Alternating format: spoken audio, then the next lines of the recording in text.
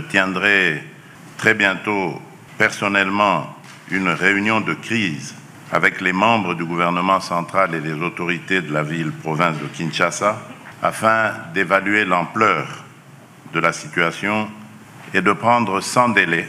les mesures d'urgence qui s'imposent. Comme annoncé dans l'allocution du chef de l'État à l'ouverture de l'Assemblée générale ordinaire du Conseil supérieur de la magistrature le 7 avril dernier, une cellule de crise a été mise en place à la suite des inondations causées par les pluies diluviennes qui se sont abattues sur la ville de Kinshasa. Dans l'optique de mettre en place des mécanismes pour éviter pareils désastres à l'avenir, le président Félix Tshisekedi s'est entretenu ce mardi avec les animateurs de cette cellule de crise. Nous venons de finir une très longue séance de travail avec le président de la République qui a pris à peu près 2h30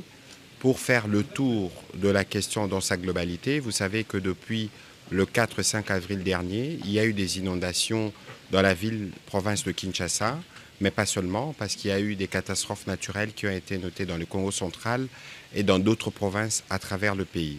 Et qu'à la suite de ces inondations, une cellule de crise avait été créée au niveau du ministère de l'Intérieur qui a suivi et qui continue de suivre tous les cas en étroite collaboration avec la ville. Il était donc question, au cours de cette séance de travail, de faire le point de la situation aujourd'hui au président de la République, principalement la situation des sinistrés. Un bilan a été fait, malheureusement 75 compatriotes sont décédés et plus de 11 000 sont sinistrés aujourd'hui qui sont hébergés sur 4 sites.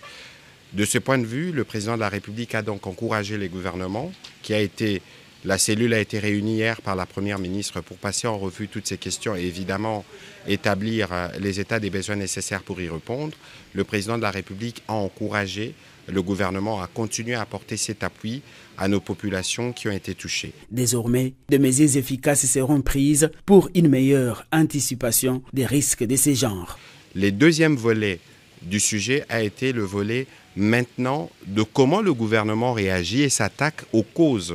qui ont conduit à ces inondations. Vous savez qu'on ne peut pas blâmer les catastrophes naturelles ou la pluie, mais il y a une grosse part de l'humain dans ce qui s'est passé. C'est ainsi que le ministre d'État, ministre de l'Aménagement du territoire, qui a fait les rapporteurs de la réunion gouvernementale qui a été tenue autour du vice-premier ministre intérieur, qui s'est prolongée avec la première ministre et qui contient en son sein notamment les secteurs comme les affaires foncières, l'aménagement du territoire, les transports, la politique et l'urbanisation de la ville, l'urbanisme, mais aussi le gouverneur de la ville, pour faire le point des actions à faire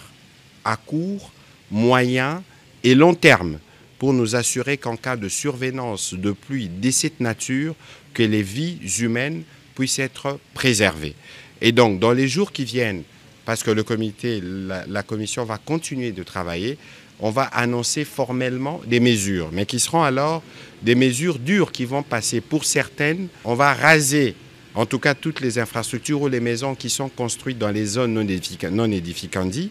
Le président de la République lui-même s'est porté garant. Ça veut dire qu'il n'y aura pas des gens qui viendront pour dire « nous sommes protégés politiquement » ou « nous, parce qu'on a tel rang, nos maisons seront protégées ». Signalons que dans la nuit du 4 au 5 avril dernier, des pluies diluviennes avaient endeuillé plusieurs familles à Kinshasa, causant des morts et de nombreux dégâts matériels.